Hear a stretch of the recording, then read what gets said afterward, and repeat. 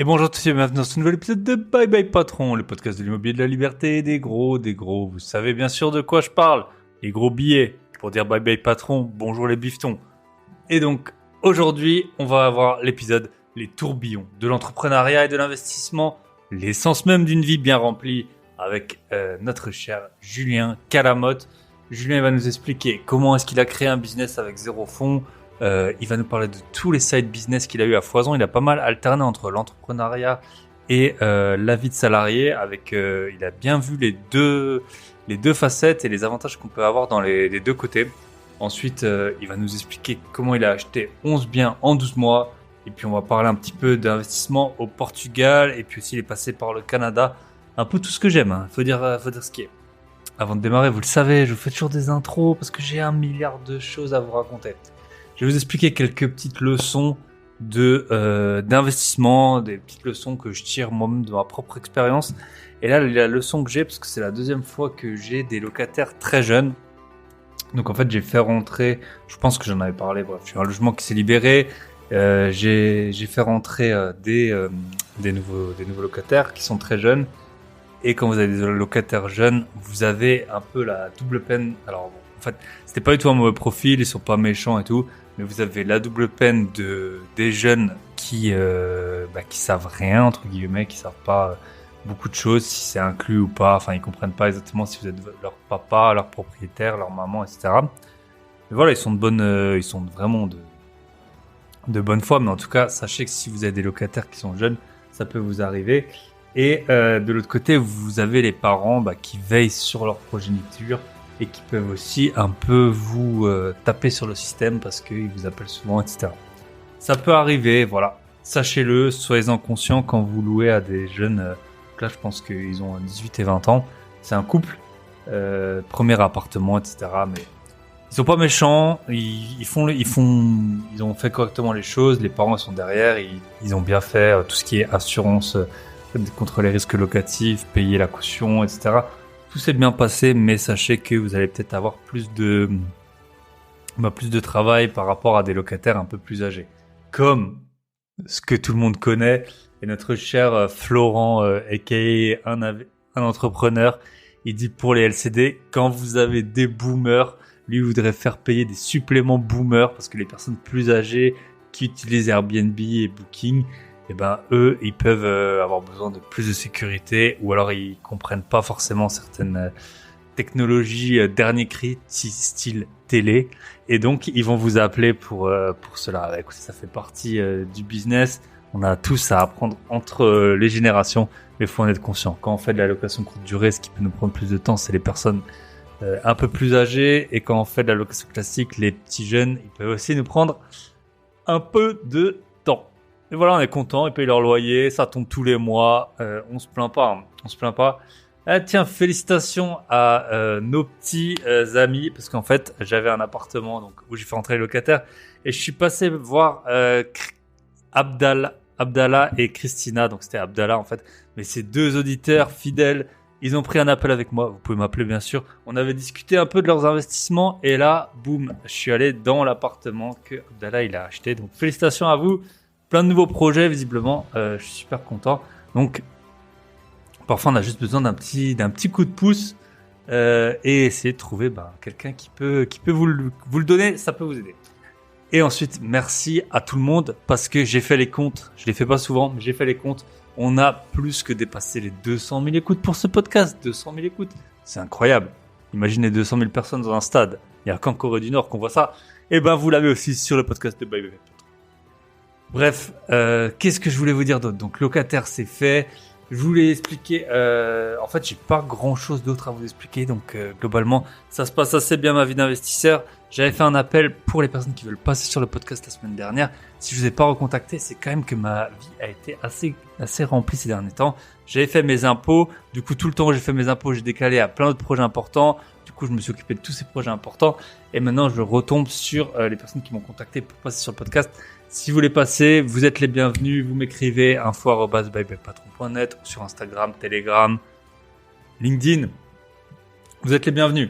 Donc, merci à tous en tout cas pour ces 200 000 écoutes. Ça me fait super plaisir. Jamais de la vie j'aurais pu penser avoir eu 200 000 écoutes. 200 000 écoutes. Si vous avez payé 1 euro par épisode du podcast, vous vous rendez compte?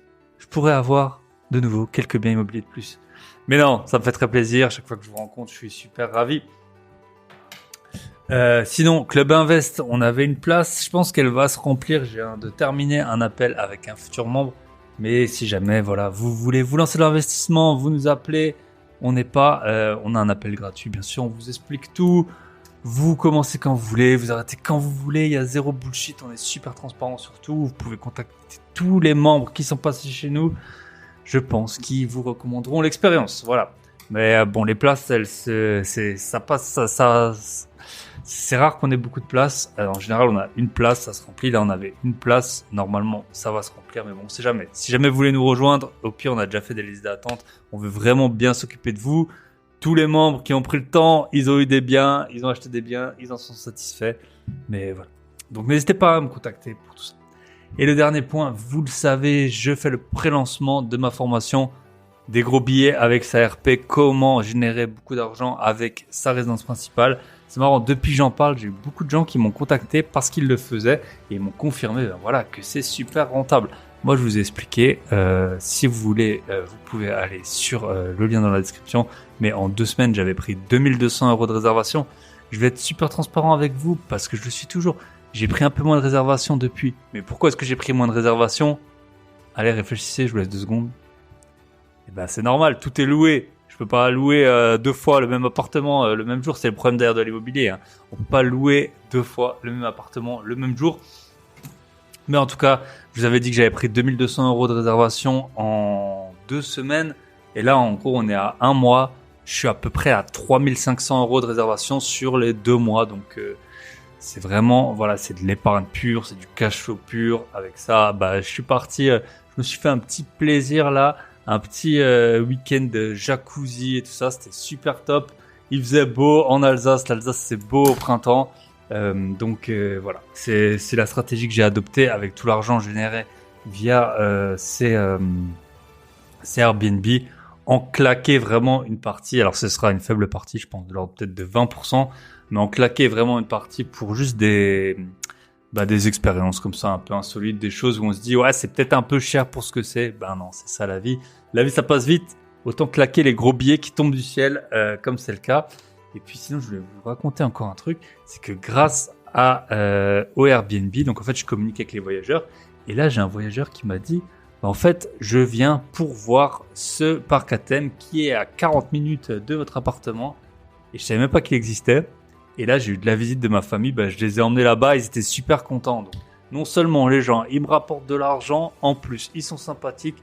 Et en plus, ils me donnent des conseils, des pistes à explorer, etc. dans le coin. Parce que forcément, c'est toujours pareil. Quand on est dans sa résidence principale, dans son lieu d'habitation, on s'intéresse pas forcément à tout ce qu'il y a autour, ou alors parfois on s'intéresse, mais entre d'un pays à l'autre, ou peut-être d'une commune à l'autre, d'un département à l'autre, on ne sait pas exactement ce qu'il y a.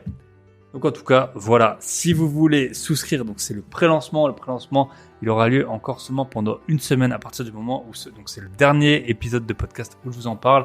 L'épisode, il va sortir mercredi 7 juin, et donc ce sera la fin du pré-lancement le 14 juin 2023. Donc, si vous voulez en profiter de ce pré-lancement, le tarif à moins 35%. Ah oui, moins 35%. Et c'est pas du bullshit. Après, le prix, c'est le vrai prix. Je suis pas là pour faire des fausses offres qui durent pour toujours. Ce sera ensuite le vrai prix. Voilà, forcément, il faut remercier les personnes qui nous font confiance en early bird, comme on dit, pour nous soutenir dans ce travail du podcast. Et surtout, c'est en fait vous soutenir, vous rapporter de l'argent. C'est quand la dernière fois que vous avez eu 1700 € qui vous est tombé du ciel, sans faire de nouveaux investissements, sans avoir un coup de chance, juste avec une petite décision que vous avez prise.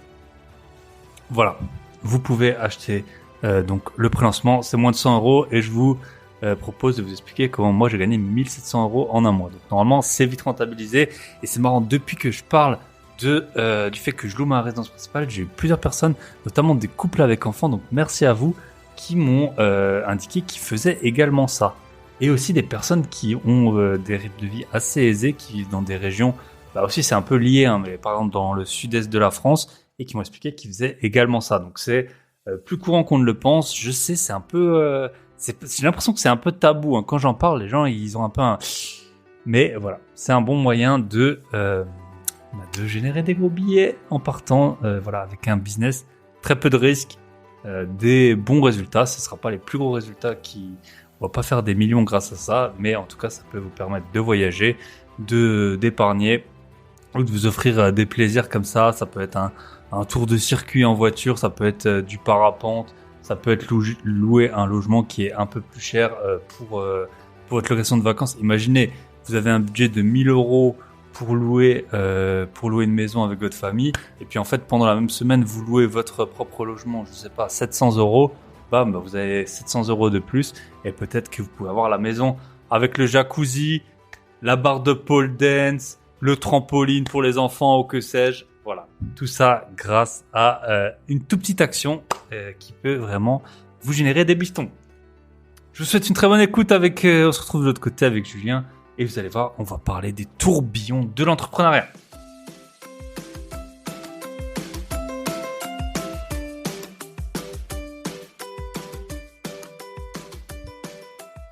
Et bonsoir à tous et bienvenue dans ce nouvel épisode de Bye Bye Patron. Et aujourd'hui, on est avec Julien Calamoté, tu l'appelles, ou Calamote, comment tu prononces? Non, Calamote, ça ira.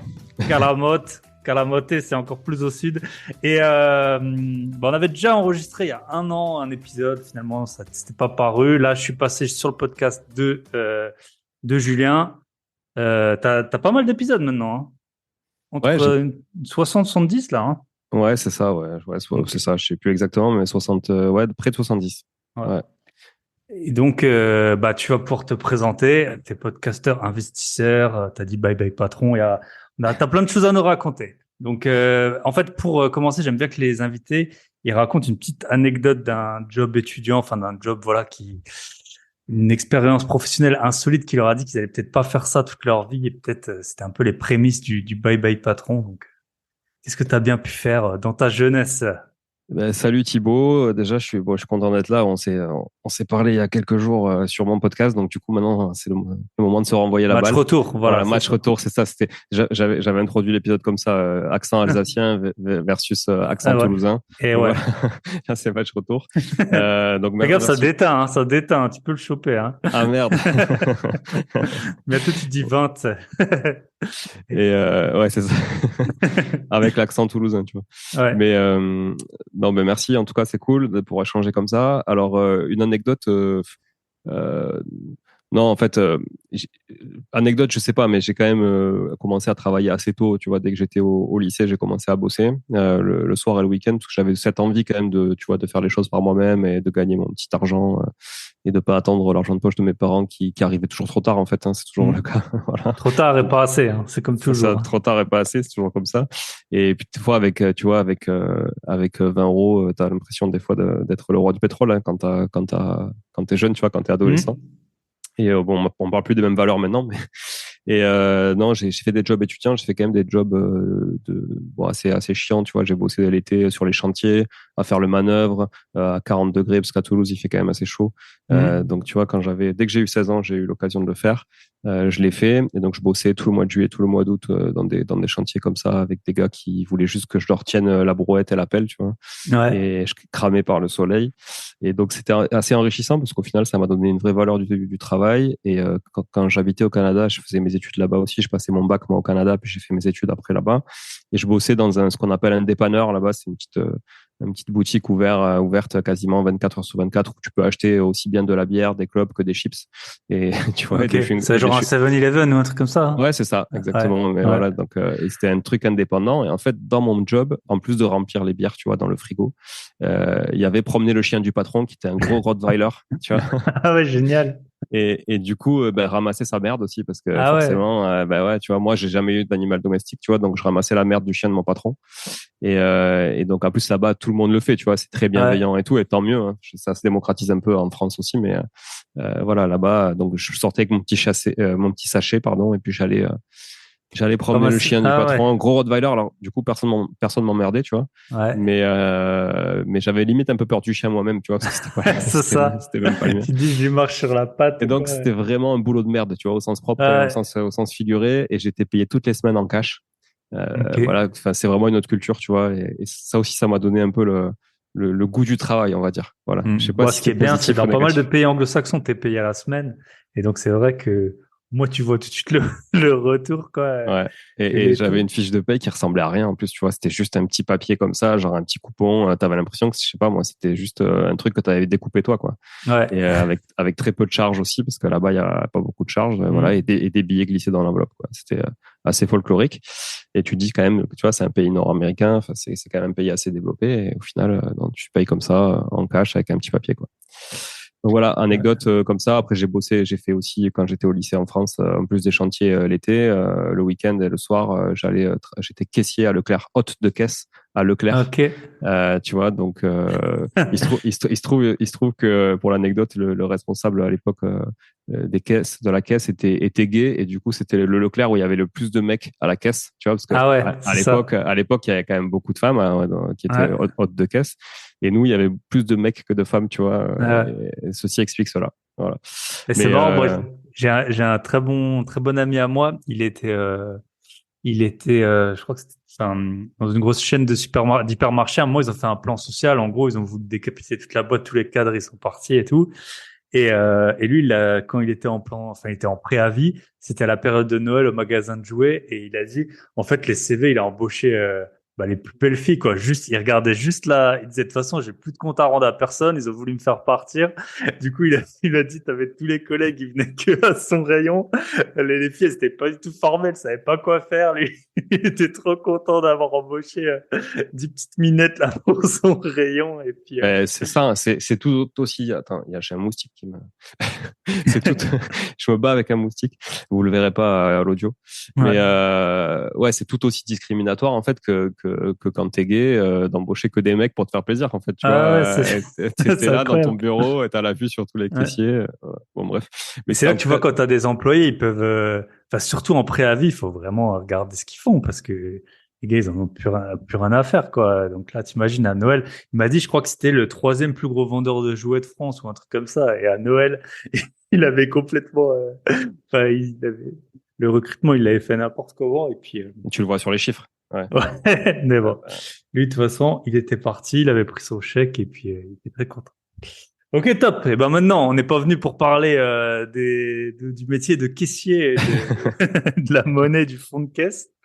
Euh, Qu'est-ce que tu fais du coup? Est-ce que tu peux nous raconter un peu Ouais, bah écoute, quand je suis rentré du Canada, du coup, donc j'ai fait Sciences Po là-bas au Canada, tu vois, donc rien à voir avec l'immobilier ou quoi que ce soit, rien à voir même avec les métiers que j'ai fait en fait quand je suis arrivé ici, parce que j'avais fait communication et politique, donc c'était bidisciplinaire et j'avais pas mal aussi, tu vois, de cours de pub, de communication, et ça m'a donné vraiment envie plutôt que d'aller sur la politique, d'aller plutôt dans la pub et la com.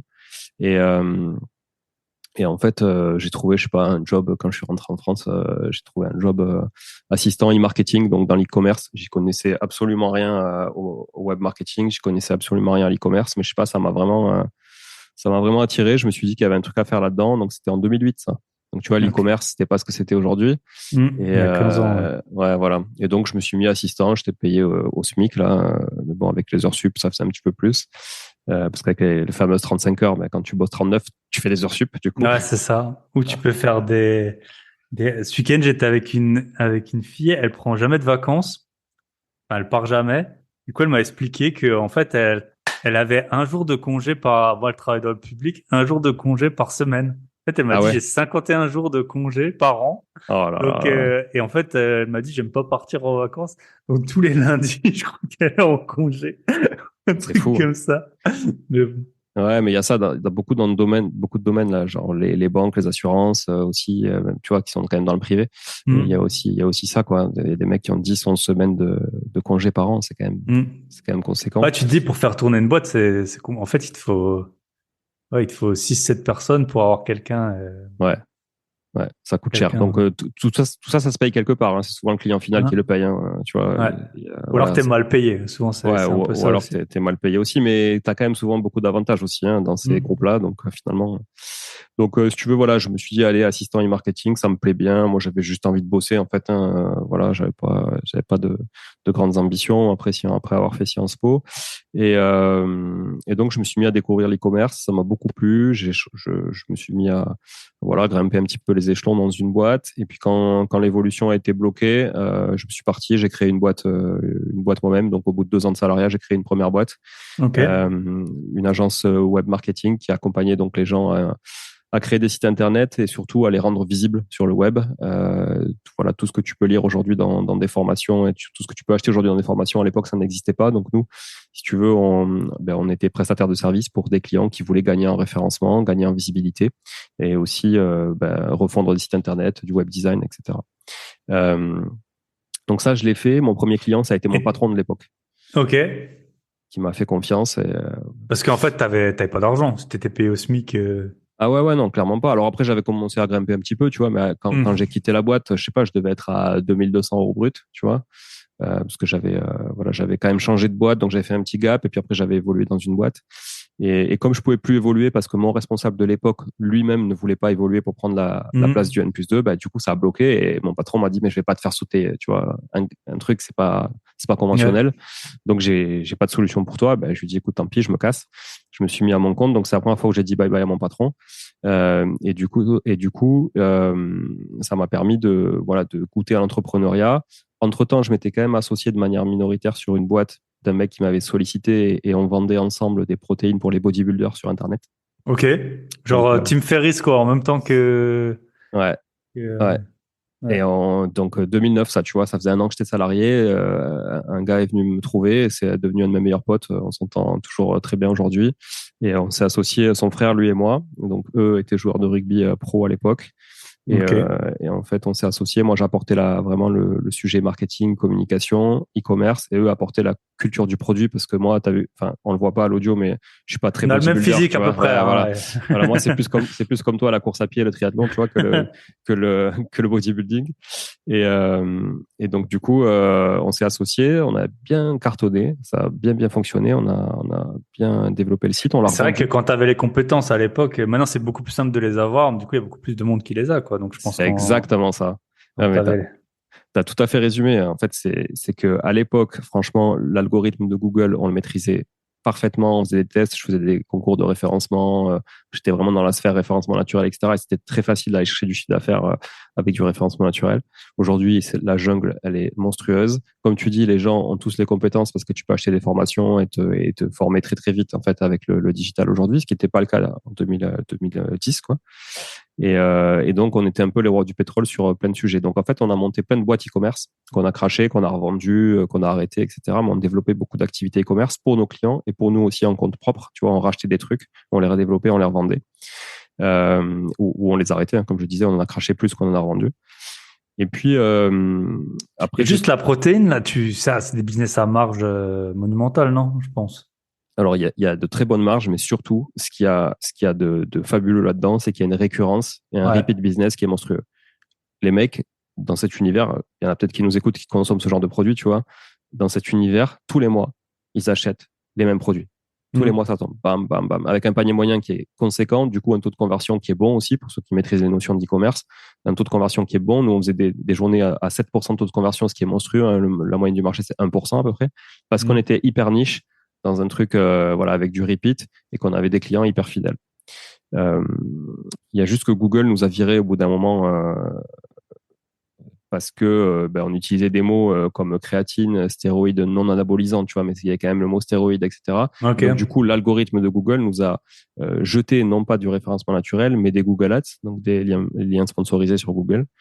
Et là, on a perdu la moitié de notre chiffre d'affaires d'un mois sur l'autre, parce Ah qu'on était, ouais. on était quand même assez dépendant. Enfin, la moitié du CA était dépendante de Google Ads, et même si on avait un bon positionnement naturel et une autorité sur le reste. Et du coup, c'est là qu'on a senti un peu le vent tourner, alors que nos concurrents n'étaient pas virés, eux, tu vois, alors qu'ils utilisaient les mêmes termes, mais tu peux rien faire, en fait. Quand Google te dit, si tu demandes une Hmm. justification à Google, ils te donnent pas l'explication, en fait. Ils te disent, Hmm. c'est comme ça, regardez nos guidelines, ça va pas avec les guidelines. Voilà. Et faites des modifs, mais ils te disent pas quoi faire. On a fait toutes les modifs, on a refondu tout le contenu du site, etc. On n'a jamais pu réannoncer là-dessus. Donc, au bout de 3 mois, on s'est dit, on vend. Et on a vendu un peu plus à la casse que si on avait vendu dans la dynamique, mais Hmm. on a quand même limité la casse et vendu correctement. Voilà, après, donc, pendant des années, quand j'ai développé ces activités-là, en plus de l'agence web, et puis au bout d'un moment, j'en ai eu marre de faire du service parce qu'en fait, tu dis souvent, quand tu es indépendant, tu poses pas pour les autres, tu poses pour toi, mais en fait, quand tu as des clients, tu poses pour les autres quand même, tu vois. Surtout du service, quoi. En plus, tu Ben, capitalises peu, quoi. Enfin, c'est. c'est ça. Donc là, je me suis dit, moi, ce qui me branche, en fait, c'est le commerce. Et donc, je vais me focaliser sur un seul site internet aujourd'hui, qu'on venait de racheter, qui était un site dans l'univers du vélo. Euh, et, euh, et du coup, on s'est focalisé là-dessus. On a ouvert un magasin de vélo aussi à côté de Toulouse. On a développé le site e-commerce. On voulait vraiment développer le web to store parce qu'à l'époque, il y avait Decathlon d'un côté, on va dire, tu vois, qui était vraiment le retailer de base. Et puis, il y avait des magasins de vélo, pour ceux qui connaissent, comme Alltrix aujourd'hui, qui a été racheté par Decathlon d'ailleurs, qui étaient des pure players. Et il n'y avait pas, en fait, vraiment les deux ne se parlaient pas trop, quoi, tu vois. Ok. C'est comme dans beaucoup de domaines. Donc, nous, on a voulu faire ça. Ça a plutôt bien fonctionné, mais j'ai fait quelques erreurs, tu vois, qui nous ont coûté assez cher. Notamment, on avait beaucoup, beaucoup, beaucoup de stock dans des univers où bah, les couleurs changent tous les 6 mois, tu vois, les collections, les machins, les tout. Et du coup, c'était très compliqué à écouler au bout d'un moment. Donc, Sauf la Covid, si t'en avais eu, ouais, là, voilà, c'était la folie, sauf que tu peux pas le savoir. Enfin, c'est ça. c'était Et là, vraiment imprévisible. c'était en 2000, c'est quoi, 2013, et on a mis la clé sous la porte, on va dire 2016. Donc Ok. voilà, donc bon, le Et Covid t'avais des était encore dettes là. ou Ouais, t'as pu fermer en fait, on avait des dettes, notamment, donc on avait des dettes fournisseurs. On a tout épuré. On a tout épuré, épuré, épuré, épuré. Au bout d'un moment, il restait 4 000 à 5 000 euros de dettes, tu vois. Donc, au début, je voulais faire une liquidation amiable. Il restait 4 000 à 5 000 euros de dettes. Franchement, j'étais épuisé au bout de 3 mois et demi, tu vois, à tout liquider pour rembourser tous les créanciers. Donc là, on s'est mis à liquidation judiciaire pour 4 ou 5 000 euros. Donc, bon, on a planté un fournisseur. Bon, c'est la vie, quoi. Après, c'est une marque de vélo qui est très, très connue aujourd'hui internationalement. Bon, je pense pas que ça leur a fait beaucoup de mal, mais franchement, j'aurais préféré ne pas le faire. Après, on l'a fait. Par contre, j'avais encore 42 000 euros de prêt pour l'aménagement du magasin qui me restait à rembourser. Et là, j'avais une caution 50% ma holding et 50% BPI France, qui est la banque publique d'investissement. Et du coup, pour ne pas être emmerdé, donc c'était au CIC que j'avais ce crédit, pour ne pas être emmerdé et pour, on va dire, partir la tête haute, je leur ai demandé de refinancer la dette à titre perso. Et donc, ils me l'ont refinancé sur 6 ans. Ok. Tu vois, Donc là, 649 t'arrives au euros bout, par mois. quoi. Et là, T'es arrivé au bout il y a pas longtemps. ouais, j'ai fini de payer en mars 2022. Ah ouais. Donc, tu vois, mars 2000, c'était quoi? Mars 2016 jusqu'à mars 2022, pendant 6 ans, 649 euros par mois. Mais ça m'a permis quoi? Ça m'a permis d'investir dans l'immobilier comme j'ai continué à le faire. Parce que voilà, j'étais pas marqué au fer rouge, parce que j'avais planté personne, parce que j'avais été honnête et parce que j'avais assumé absolument tout, quoi. Et le CIC est la banque qui m'a le plus prêté depuis, tu vois, pour Ok. investir dans l'immobilier. Si je les avais Ok. plantés, autant te dire qu'ils m'auraient pas prêté un euro, tu vois. Ah, bien sûr. Ouais. Et les autres banques, pareil, parce que j'aurais été dans un fichier. Donc, Et t'as un avis sur parce que c'est vrai que qu'on voit bien, tu vois, en fait, c'est ben, quand t'as des magasins, c'est comme c'est inhérent au business, mais t'as l'impression que c'est vraiment sans limite, tu vois, les aménagements, et qu'au final, ça vaut presque rien. Tu peux, enfin, c'est des dépenses énormes. Peut-être, après, on refait jamais le passé, mais si t'as à refaire ou si demain tu devais créer un business physique, est-ce que essaierais une autre approche vraiment de, tu sais, un peu de lean, une startup en mode où, enfin, tu vois, cette dépense, c'est vrai que c'est un peu comme les gens qui font des travaux dans leur résidence principale. Tu sais, ça a pas trop de valeur. Enfin, surtout si la cuisine était déjà bien, que tu mets juste pas la couleur et que tu arraches tout. Euh, je sais pas ouais, quel est ton avis là-dessus, ouais. je vois ce que tu veux dire. En fait, nous, déjà, on était parti sur un magasin concept store, donc c'était assez épuré, si tu veux. Et la problématique, c'était pas vraiment le coût du magasin, c'était plutôt, enfin, le coût des travaux, parce qu'au final, 51 000 euros pour aménager 150 mètres carrés de surface de vente avec un Ok. atelier, tu vois, etc. Et puis on avait, je sais plus si dans ce financement on avait aussi les racks pour la partie stockage, mais au final c'était, Ah, moi j'ai, c'était 51 au départ. C'est vrai que t'avais pas dit la ouais, dette de départ. et Ça ouais, va, ouais. ouais, c'est pas Oui, parce qu'avec forcément. les différés d'amortissement, les machins, etc., bon, au final, tu vois, il nous restait encore 42 à rembourser. Parce qu'au début, tu rembourses quand même beaucoup d'intérêts. Puis à l'époque, les taux étaient à 4%, un truc comme ça. Donc, bah, comme maintenant Surtout les d'ailleurs. taux pro, ouais. Voilà, ouais.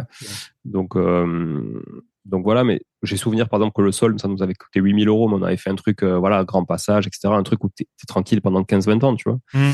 Euh, mais je pense que je referais pas différemment ça. Par contre, je referais différemment plein d'autres trucs, notamment ne pas savoir dire non à un client qui rentre dans le magasin et qui se dit, est-ce que vous avez tel produit de telle marque? Et là, toi, bah, tu viens d'ouvrir ton magasin, tu l'as pas, t'es deg, tu sens que tu vas partir, tu vas perdre un client. Tu lui dis, bah, non, je l'ai pas, mais tant pis, je vais le commander pour vous, je connais le fournisseur. Là, quand tu appelles le fournisseur te dit, bah ouais, mais le problème, c'est que si tu me commandes ça, bah, tu vas le payer, si tu me commandes que ça, tu vas le payer tant. Donc, pour le payer moins cher et du grosso modo que nous, on fasse un peu de marge, il faut faire une implantation d'une collection complète. Donc, en fait, tu as rentré une collection complète pour un mec qui est venu te demander un truc.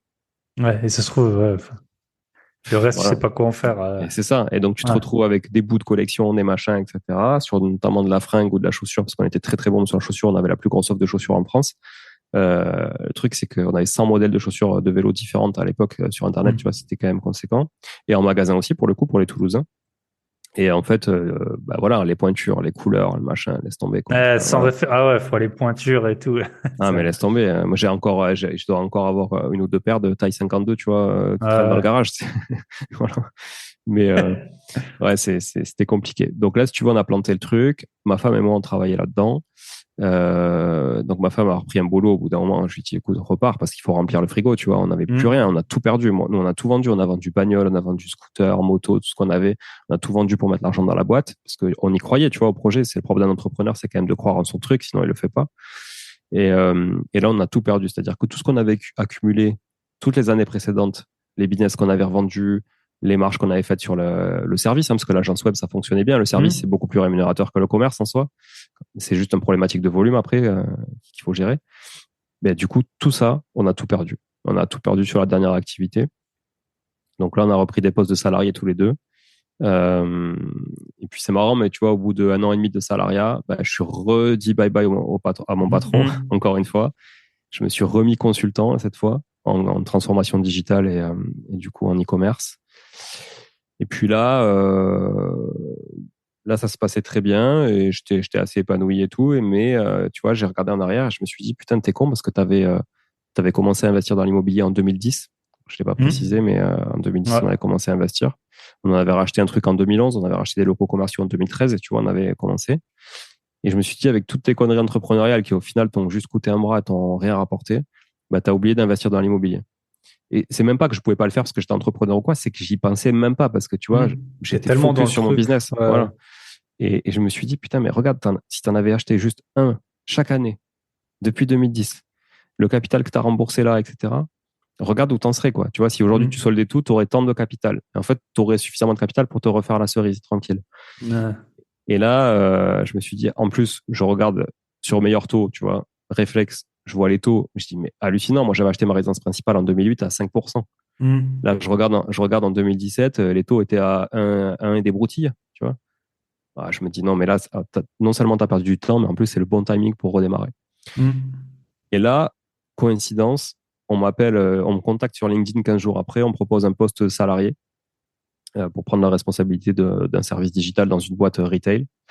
Et franchement, j'ai absolument pas envie d'y aller parce que j'étais bien, tu vois, tout seul, et, voilà, indépendamment. Et bon feeling avec le mec, belle boîte, beau challenge et tout. Et je me dis, et en plus, ça va me permettre de réinvestir dans l'immobilier. Donc, Mm. parce que tu sais que je pense que voilà, tout le monde, tous les gens qui nous écoutent le savent, sans CDI, c'est toujours compliqué. Sans CDI, c'est très compliqué. Et même de trouver, tu vois, hier, j'ai fait des visites pour un de mes appartes et il y a un gars qui revenait il avait fait plusieurs années en Suisse.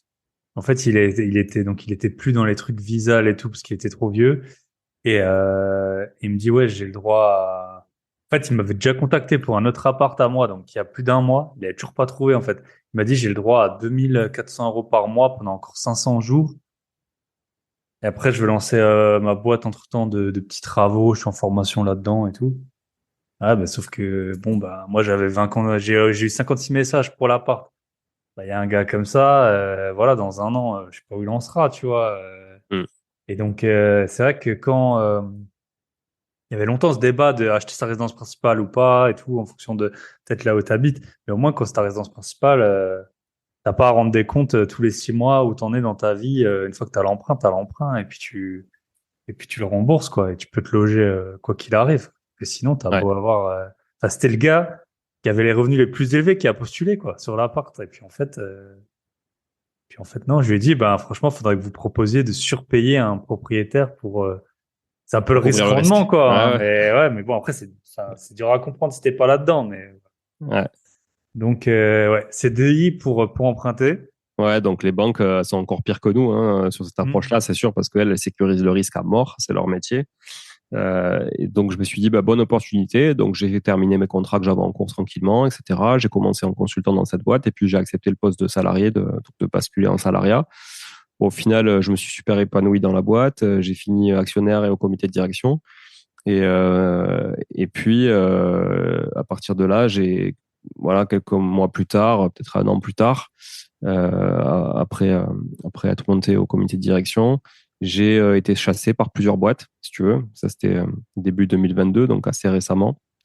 Et, euh, et entre-temps, on fera peut-être le focus immobilier après, tu vois, ça me permet de Ouais. boucler la boucle. Hmm.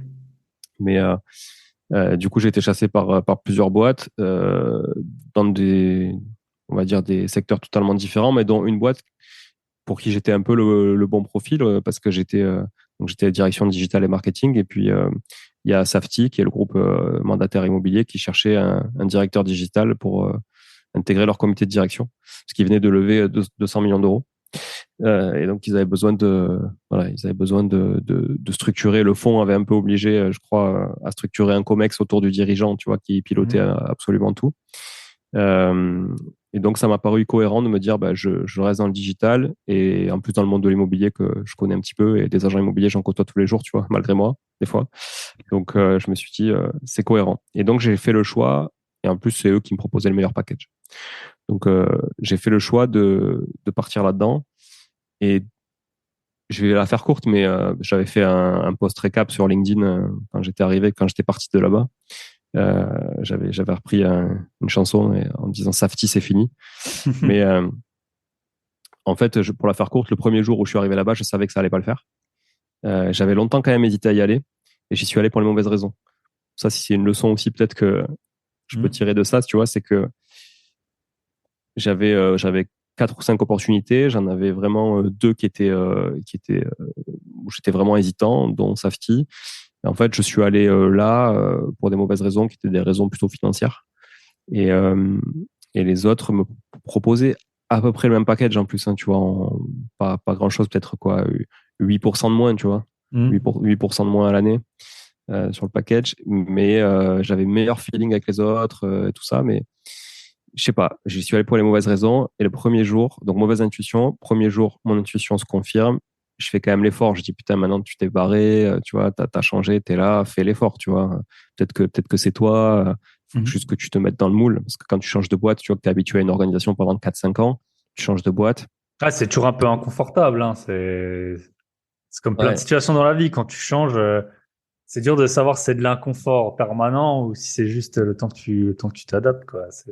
mais tu as toujours l'impression, tu vois, je sortais de, bon, voilà, je suis 4 ans et demi dans une boîte, j'avais une équipe Hmm. d'une vingtaine de personnes, tu vois, que ça se passait très bien et tout.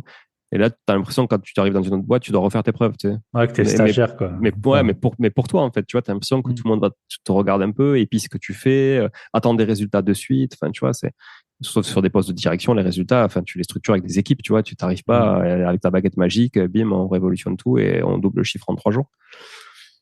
Et en fait, pas trop de feeling avec le PDG qui était voilà, assez particulier, mais tout comme moi. Enfin, on a tous des profils atypiques à un certain niveau. Et du coup, voilà, je sais pas, ça l'a pas fait. Je me suis fait les efforts et tout ça. Et au bout d'un mois et demi, on était lui et moi d'accord sur le fait qu'il fallait arrêter, quoi. Ok. Fallait arrêter. Ça allait Et assez vite, quoi. En tout ouais, cas. voilà.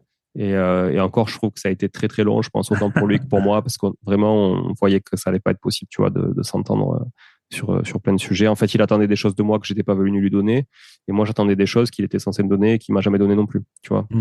Euh, donc au final, on n'était pas du tout alignés.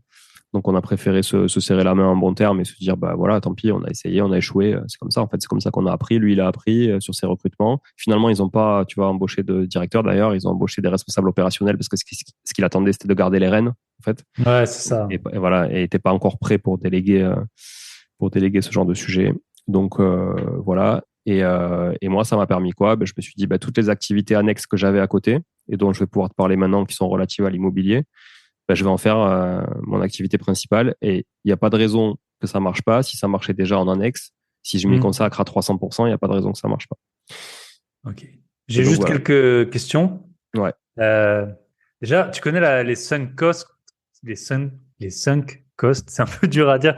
C'est les coûts, tu vois, sunk, quoi. Enfin, les coûts Ouais. irrécupérables, quoi. Sunk, C'est vrai que c'est sombre. C'est ça, c'est quand tu sombres. Quand c'est un navire. plutôt Ouais, quand le navire il coule, ouais, ouais, quand le navire voilà. est cool, ouais, c'est ça. Ouais. Et du coup, c'est une théorie qui est assez intéressante dans les boulots quand tu restes ou même dans les couples, dans la vie et tout. C'est que il y a un moment, t'as mis du temps, t'as mis de l'argent, t'as mis des trucs, mais au bout d'un moment, faut se barrer, quoi. Même si tu vois, parfois, c'est pas évident. Quand toi, t'es parti au bout d'un an, un mois et demi, bon, tu pouvais te dire, bah, vas-y, j'ai laissé un boulot que j'aimais bien et tout, je laissé pour ça. Maintenant, je vais me mettre, tant pis, je prends sur moi, je fais ci, je fais ça. Après, c'est peut-être aussi avec l'âge, peut-être qu'il y a 10 ans avant, t'aurais pas fait le même choix ou aussi vite ou je sais pas, mais en tout cas, c'est toujours une bonne question à se poser. Il y a des coûts, temps en temps, t'as mis de l'argent, t'as mis de l'énergie dans l'IMO, on le voit bien. Parfois, t'es sur des projets et tout. Puis au dernier moment, t'apprends qu'il y a une servitude ou un truc qui était pas annoncé et il faut se barrer, quoi. Ou des charges de copro qui sont pas payées par trop de. Parfois, tu le sais pas tout de suite, quoi. Tu le sais quand le prêt est à dater, tu vois les trucs et tu te dis, attends, c'est quoi ça? Et toi, ça fait déjà un mois que t'es sur le projet, tu t'y vois déjà. Tant pis, parfois il faut couper, quoi. Et je pense que t'as quand même bien réussi à le faire, quoi. Et après, Ouais, comment t'as alterné? Ouais, vas-y. non, mais sur ça, en plus, c'était pas facile parce que, si tu veux, entre les deux, j'ai changé de résidence principale.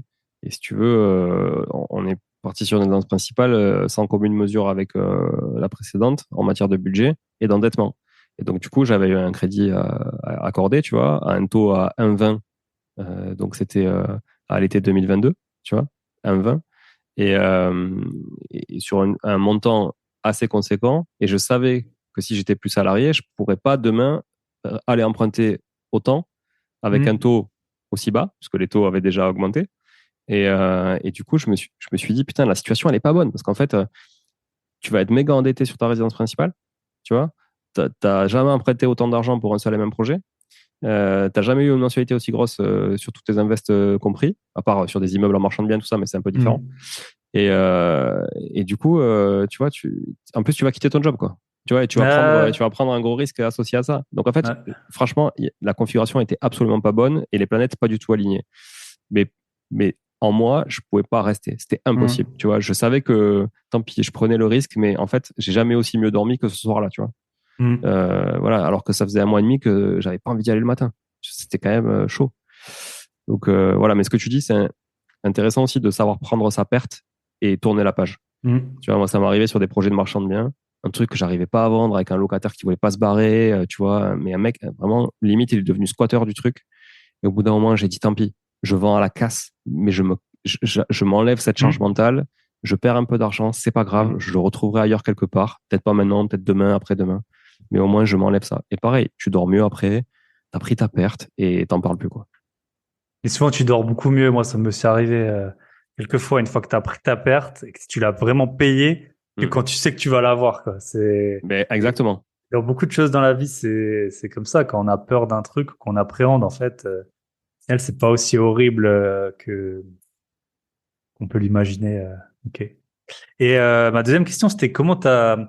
C'est vrai que t'as des gens, en plus, c'est un peu la mode, tu vois, de dire, en fait, qui voient l'entrepreneuriat comme un. Selon moi, ce qui importe le plus dans ta vie, c'est comme enfin, l'activité que tu fais est censée quand même prévaloir sur ton statut, tu vois. Enfin, Mm. selon moi, ton épanouissement professionnel. Et après, bien sûr, il faut que les conditions soient acceptables. Mais il y a des gens, enfin, maintenant, tu as l'impression que être entrepreneur, c'est un métier, tu vois, alors que, bien, enfin, ok, il y a des trucs différents, mais à la base, il faut quand même avoir un produit. Pour moi, un entrepreneur, c'est quelqu'un qui a quelque chose à vendre. C'est ça un peu la base. C'est pas une fin, enfin, tu vois, c'est pas une fin en soi. Toi, tu as bien Un métier. alterné ces deux statuts. Ouais, c'est comme nous, en Alsace, t'as plein de gens, on leur dit, qu'est-ce qu'ils font tes parents, qu'est-ce qu'il fait lui? Et on dit, il travaille en Suisse. Ça, c'est vraiment la réponse. Mais c'est pas un métier, ça, tu vois? Ouais. C'est pas un métier. Ouais, Donc, ça c'est énorme. Bah, en France aussi, tu dis souvent, il est cadre. Ouais, voilà, il est Je cadre, suis il est cadre, mais cadre, fonctionnaire. c'est pas un métier, tu vois, d'être cadre. C'est juste un statut. C'est comme Ouais, être manager, c'est pas un métier, manager, tu vois, ouais. c'est une fonction. Et non, mais je suis d'accord avec toi. Et en plus, je pense que bon, c'est un mot qui est hyper employé à tout va, le mot entrepreneur aujourd'hui. Tu le vois sur LinkedIn aidant, tous les développeurs Hmm. de mindset et aidant ou n'aidant pas, surtout en fait. Euh, et il faut quand même faire la différence entre quelqu'un qui a un souhait d'entrepreneuriat et donc d'entreprendre quelque chose, c'est-à-dire de créer de la valeur, de créer des emplois, de mettre un produit sur le marché, tu vois, en fait, de vraiment créer une boîte. Et l'entrepreneur qui, pour moi, appelé à tort entrepreneur, qui veut juste être indépendant, en fait. Et tu Hmm. vois, genre, je veux Ouais, être, intéressant. je suis graphiste salarié, bah, je veux plus être salarié, je veux être indépendant. Ok, mais t'es pas entrepreneur, en fait, t'es juste indépendant. T'es peut-être autonome ou pas, parce que tu dépends quand même de tes clients finalement, et c'est eux qui te payent in fine, mais t'es pas entrepreneur, en fait. Tu vois, tu fais juste ton métier avec un statut différent. Hmm. Ouais, intéressant. Intéressant, c'est vrai que Et alors, c'est complètement je différent. prends le terme, je prends le métier de graphiste ou web designer parce que c'est des gens avec qui j'ai l'habitude de bosser dans le monde du digital, tu vois. Hmm. Mais après, il y a plein d'autres métiers comme ça, hein. C'est pareil, quand tu es agent immobilier, t'es pas entrepreneur. T'es Hmm. agent commercial d'un agent immobilier qui, lui, a créé une agence immobilière et qui développe une équipe, tu vois, et qui, lui, est entrepreneur, tu Hmm. vois. Hmm. Mais quand tu es agent co, t'es pas entrepreneur. Je suis désolé. Les bullshit IAD, Safety, etc. Ouais, créez votre boîte, créer un fonds de commerce en étant agent co chez nous. Non, je suis désolé, mais enfin, tu vois, pour moi, c'est pas comparable avec quelqu'un qui monte une agence vraiment immobilière et qui, elle, va développer ce réseau-là, tu Voilà. vois. Ok, top. Et comment tu as vécu cette alternance de salariat, entrepreneur, salariat, Moi, entrepreneur? ouais, je l'ai bien vécu parce qu'en fait, je crois qu'à chaque fois, je me suis jamais trop forcé et tu vois, j'avais toujours des bonnes raisons de le faire. Ce qui est sûr, c'est qu'à chaque fois que j'ai été salarié, j'ai toujours eu des business à côté.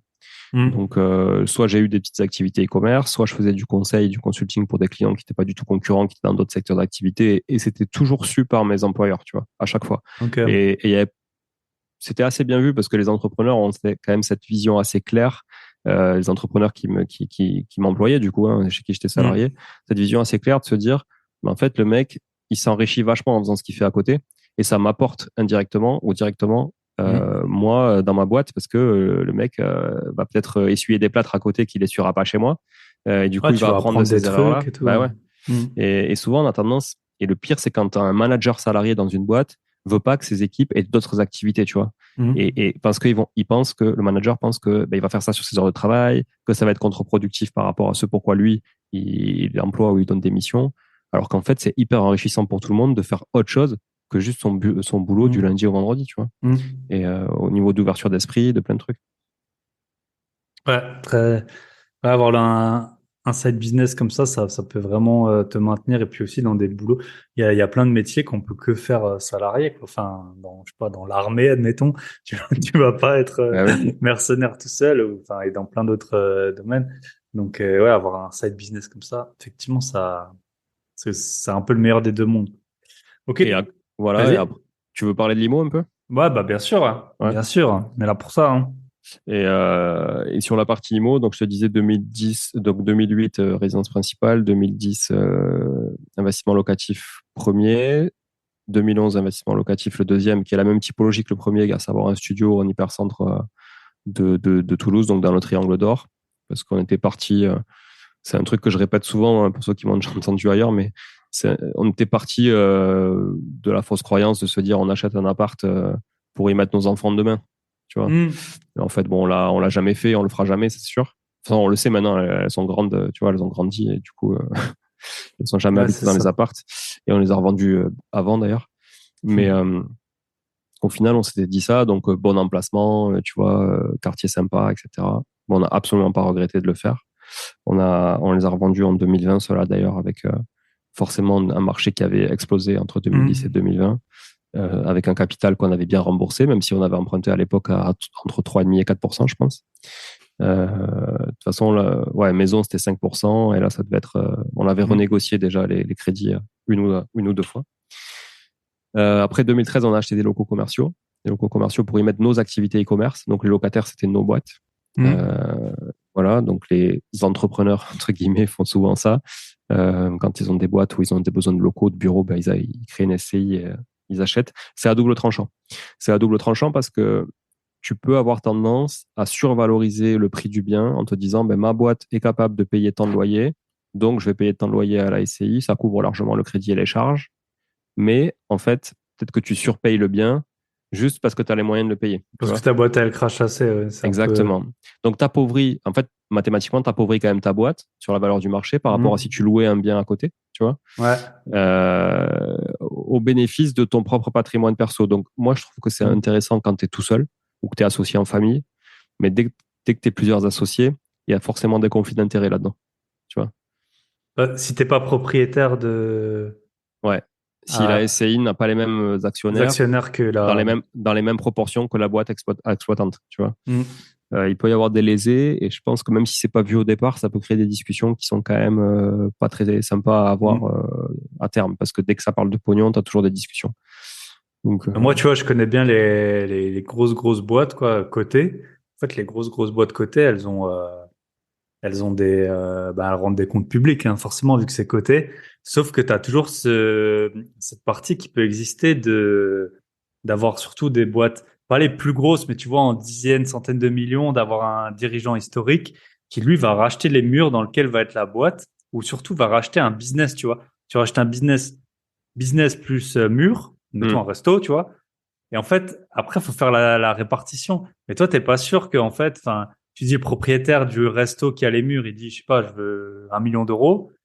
Mais toi, t'es pas sûr, si j'exagère le trait, que le resto, il va le payer 900 000, la boîte, elle va à côté, elle va le payer 900 000. Et puis toi, tu vas payer, enfin, le patron historique, avec une boîte à part, il va acheter pour 100 000 des murs qui en vaudraient 300 ou 400. Et après, les associés, ils vont surpayer aussi, tu vois, et t'as des boîtes, elles rachètent énormément de petits locaux comme ça, tu vois.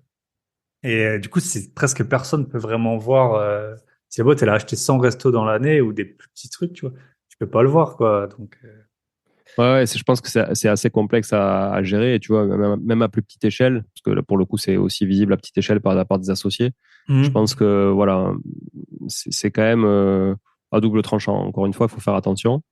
Nous, on a acheté ça en 2013. On a revendu complètement à la casse en 2016 parce que en fait, bah, c'était la période où on avait liquidé la boîte, on n'avait plus une thune, et en plus on avait ce crédit qui tombait, on avait un locataire qui nous avait pas payé, euh, qui était euh, qui était un site de rugby amateur qui existe toujours aujourd'hui, qui avait ses locaux. Moi, j'ai pas de problème à les citer parce qu'il m'a mis bien dedans, tu vois, dans une période en plus, voilà. Donc ça Comment il s'appelle s'appelle? On les salue. rugbyamateur.fr. Pas plus compliqué que ça. Rugbyamateur.fr, Voilà. voilà. Donc Vous avez si une ardoise pour Julien. voilà, une ardoise de quelques milliers d'euros, c'est pas grand-chose, tu vois. Ça peut paraître pas grand-chose, mais le mec m'a clairement dit droit dans les yeux. Bon, il était plus balèze que moi, donc j'ai fermé ma bouche. Mais il m'a clairement dit droit dans les yeux. Non, mais moi, de toute façon, ma priorité, c'est de me payer à moi. Le reste, je m'en fous. Ok. Donc, tu vois, donc on a Ouais. fait procédure. Bon, évidemment, on a gagné au tribunal, hein, parce qu'ils étaient dans leur tort, Mhm. etc. Mais les huissiers n'ont jamais pu rien ponctionner parce que ça devait être des petits malins. Et ils existent toujours. Donc, c'est qu'ils ont toujours des fonds hein, pour se développer depuis. Et ils nous ont bien mis dans la merde. Du coup, comme nous, on avait besoin de pognon à côté et qu'on surtout on n'avait plus rien, ben, on a dû vendre pour se désendetter surtout et ne plus avoir cette mensualité qui tombait et sur laquelle on n'avait plus de loyer en face, tu vois, et Mhm. on devait remettre au pot. Donc on avait quand même retrouvé un locataire et tout ça, mais l'un dans l'autre, comme c'était plus notre boîte qui payait, parce que justement nous, notre boîte, elle était capable de payer plus cher que le marché. Et au Mhm. final, quand tu veux louer après à quelqu'un d'autre sur le marché, ben, les gens sont pas prêts à payer plus cher que le marché. Donc toi, tu dois faire un effort d'épargne. Et on a revendu, pour te dire, on avait acheté, je sais plus, mais 240 000 euros, je crois. On a revendu 210, 3 ans après. Mhm. Tu vois. Alors, on avait remboursé du crédit. Donc, en fait, Ouais. au niveau trésor, on n'avait pas perdu grand-chose. Mais par contre, comptablement parlant, c'était une Bah oui. opération vraiment négative, quoi. Ton rendement, il est vraiment pourri. Et en plus, Euh, voilà, donc c'était le magasin de vélo, là? Non, non, non, c'était l'autre boîte, la boîte. c'était des Ouais. activités e-commerce, ouais. Ouais. Des petites activités qu'on avait développées. Et voilà. Et en plus, on louait en plus, ce truc-là est vite devenu trop petit. Et donc, du coup, on avait ça, plus on louait à notre Mhm. entrepôt à 100 mètres de là parce qu'on n'avait pas assez de place, tu vois. Donc, souvent, quand tu achètes des locaux aussi, ils sont sous-dimensionnés par rapport à ta perspective d'évolution. Mhm. Et ça, c'est C'est très ça. compliqué tu vois, à maîtriser dans le temps. Bah, c'est ça pour en revenir juste à, tu vois, la résidence principale. C'est vrai que tu as des gens. On en parlait tout à l'heure de comment te loger. Et c'est vrai que tes besoins, ils changent, tu vois, surtout si tu as moins de 30 ans, admettons que tu es célibataire, tes besoins, ils changent. Donc, tu te dis, peut-être tu peux changer de boulot, mais tu peux trouver une femme, avoir des enfants, une femme qui a déjà des enfants et tout. Et donc, c'est vrai qu'en fait, c'est pas si idiot d'être locataire. Enfin, t'es beaucoup plus mobile, tu vois. Mais avoir quand même peut-être juste un appart que tu mets en Airbnb, quoi. Et comme ça, si un jour tu dois te loger, tu peux y retourner. Mais c'est vrai que tes besoins, ils changent. Et combien de gens changent de boulot et du coup, ils font trois quarts d'heure, une heure de route, alors que s'ils étaient locataires, voilà, avec 2 000 à 3 000 euros, t'as déménagé, alors que sinon, t'as peut-être mis 20 000 euros de notaire ou 30 000 euros de notaire et tu veux pas vendre de suite, quoi. Et ça, je le vois souvent. Moi, j'ai eu souvent la discussion avec des gens dans les équipes ou des gens autour de nous qui déménagent en fonction de là où ils vont travailler, tu vois, mais enfin, qui vont acheter. Oui, mais du coup, je travaille là, donc je vais acheter là. Et en fait, il est garanti à vie ton boulot et toi, ton engagement, il est garanti Ouais, à vie, ton épanouissement, il est garanti à vie. Non, en fait, tout ça, c'est pas garanti à vie, quoi. Donc, tu te dis, bah, il faut se mettre à un point qui est plutôt central et qui est pas trop emmerdant pour chacun. Puis surtout, si toi, tu habites là et ton conjoint ou ta conjointe, elle habite de l'autre côté de la ville, tu vois, c'est quoi l'arrangement que vous allez trouver, tu vois? mmh. Donc, Ah ouais. donc ça, effectivement, c'est un biais un peu qui est pas très cohérent, je trouve. Donc après, on a acheté voilà, après, donc on a revendu ces locaux et là, j'en reviens à ce que je disais tout à l'heure. En 2017, je me suis bien réveillé. Les taux étaient bas et là, effet rattrapage, parce que je suis un peu comme ça, c'est ou tout à l'extrême ou rien. Là, entre donc le temps que je me remette un peu sur le marché, que je constate que les prix avaient explosé, que voilà, que c'était déjà bien plus haut, etc. Et que j'accepte d'acheter plus cher parce que c'est hyper dur ça. Quand Ouais, tu es c'est habitué dur, à ouais. acheter depuis longtemps, de te dire, ok, j'achète peut-être 40% plus cher que le premier que j'ai acheté, Mmh. mais en fait, est-ce qu'il faut le faire, pas le faire? Et là, je me suis dit, mais en fait, il faut le faire, il faut le faire, il faut le faire rien que pour le coût de l'argent et l'effet de levier. Donc du coup, là, je me suis mis en recherche à fond, boulimique, j'ai fait que ça. Évidemment, j'avais un boulot à temps plein, donc le soir, je faisais ça, le week-end, je faisais ça. Entre midi et deux, je faisais des allers-retours pour aller faire des visites. Voilà, dès que j'avais un petit moment de libre, hop, appel à un agent, visite, etc. Le marché était quand même assez tendu sur Toulouse, mais malgré tout, j'arrivais avec la réactivité à compenser ça. Et là, j'ai acheté 11 biens en 12 mois. Donc, Ah ouais, avec dont une résidence principale, parce qu'on a profité pour déménager aussi à ce ok. moment-là. Donc 10 biens locatifs, une résidence principale. Et là, ouais, j'ai dit, je maximise à fond, à fond, à fond l'effet de levier. Donc c'était la bonne époque, puisque 2018, le temps qu'on concrétisait tout, 2018, bah, les taux étaient bas, les banques prêtaient très facilement, sans trop d'apport. Donc on a Ouais. effectivement, Pas on a pu, d'apport, pas voilà, de HCSF, tout ça, exactement. quoi. Du calcul différé aussi, encore, donc qui Ah ouais. permettait d'isoler chaque investissement, pour ceux qui ne connaissent pas, permettait d'isoler vraiment chaque investissement et de le traiter de manière assez indépendante plutôt que de tout mettre dans le même enveloppe pour calculer l'endettement. Et, euh, et même si je suis pas un grand adepte du 110%, je pourrais expliquer pourquoi, mais je suis pas un gros adepte du 110%. On l'a fait quand on pouvait le faire, évidemment, sur des biens qui nous permettaient de le faire aussi. Mais après, on mettait entre 5 et 10% d'apport, quoi. Voilà, ce qui me paraît largement convenable aujourd'hui Hmm. quand tu achètes un bien immobilier qui vaut 100, de toi payer les frais de 10 et de t'endetter que de 100, quoi. Parce que Ouais. et te mettre aussi en risque toi-même si demain tu dois rembourser un 110 sur un bien qui vaut 100, quoi. Clairement, Hmm. voilà. Ouais, c'est ça. Au moins, le 110%, c'est vrai qu'il t'expose à un risque pour la banque, bien sûr, mais pour toi aussi, quoi. Donc, Bien sûr. faut pas Mais en l'oublier. fait, la banque, elle couvre son risque à elle, mais souvent, ce qu'elle fait, c'est qu'elle protège quand même le consommateur, hein, in fine, hein. Ouais, Tu bien vois, sûr. Bah oui, ça, il y c'est a- sûr. voilà. Donc, et souvent, moi, j'ai encore eu le cas tout à l'heure, j'ai raccroché avec un prospect là, sur de l'accompagnement et qui me dit, oui, mais du coup, si je fais pas de cash flow, je pourrais pas m'en rendetter. Ben, je lui dis, oui, mais c'est une fausse croyance parce qu'en fait, la banque, ce qu'elle veut, c'est que surtout, elle soit garantie d'être payée si jamais il y a un défaut de paiement. En fait, que tu t'enrichis sur son dos en faisant 300 euros de cash flow par mois, elle s'en fout un peu, quoi. Enfin, c'est pas Hmm. son sujet à elle, tu vois. Ça, c'est ton sujet à toi. Son sujet à elle, c'est qu'est-ce qui se passe si euh, le bien qui génère 300 euros de cash flow par mois et que j'ai payé 50 000 euros dans ma petite ville paumée, qu'est-ce qui se passe si la banque doit le revendre aux enchères demain, tu vois? Combien elle va Ouais, pouvoir le c'est revendre? ça. Voilà. C'est ça qui intéresse à la banque. Donc finalement, que tu fasses du cash flow, ça améliore pas forcément des fois ton endettement, enfin ton taux d'endettement en fait, hein. C'est pas vrai parce en face de ça, il y a quand même du risque.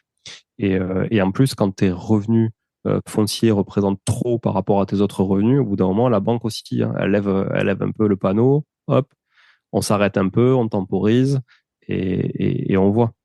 Donc, il y a pas mal de fausses croyances comme ça, je trouve. Donc là, on a acheté ça, 11 biens en 12 mois, et après, on a continué depuis, évidemment. Et à partir de 2019, je me suis mis à accompagner des gens qui m'ont commencé à me le demander, euh, qui m'ont demandé de les accompagner en mode un peu coaching, et puis après en mode un peu investissement clé en main, parce que j'avais commencé à structurer une équipe de travaux, j'avais commencé à structurer un bon réseau, j'avais des opportunités qui venaient à moi que je pouvais plus saisir aussi, parce qu'on peut pas tout acheter. Et puis on n'a pas C'est envie de sûr. tout acheter aussi en fonction de la stratégie, sa propre stratégie. Et voilà. En 2020, il y a eu le confinement. Donc, j'ai pris le temps que j'avais le week-end, en fait, où je tournais un peu en rond pour écrire un bouquin. Et du coup, j'ai écrit un bouquin sur l'investissement immobilier, juste, voilà, sans prétention pour raconter un peu mon parcours, tu vois. J'avais juste envie d'écrire, voilà, ce que j'avais vécu, ce que j'avais fait, mon parcours un peu. Et, euh, et c'est vrai qu'à partir de là, ça m'a amené aussi un petit peu de Notoriété. contact, ouais, De notoriété. notoriété, ouais, pour développer l'accompagnement et l'investissement clé en main que j'ai commencé à développer en marge de mes activités salariées de l'époque euh, et qu'aujourd'hui je développe à 100% avec les activités de marchand de biens aussi que j'ai commencé en 2000, fin 2019, pareil. Grâce à une personne de ma famille qui m'a mis le pied à l'étrier en fait et qui avait déjà fait plusieurs opérations.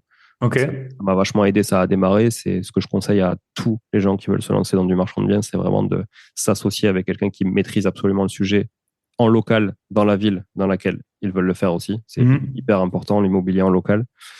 Et ça vous aidera non seulement à aller chercher de la dette à la banque, parce que le crédit in fine sur 2 ans, c'est quand même un outil assez particulier dans le cadre de l'achat-revente.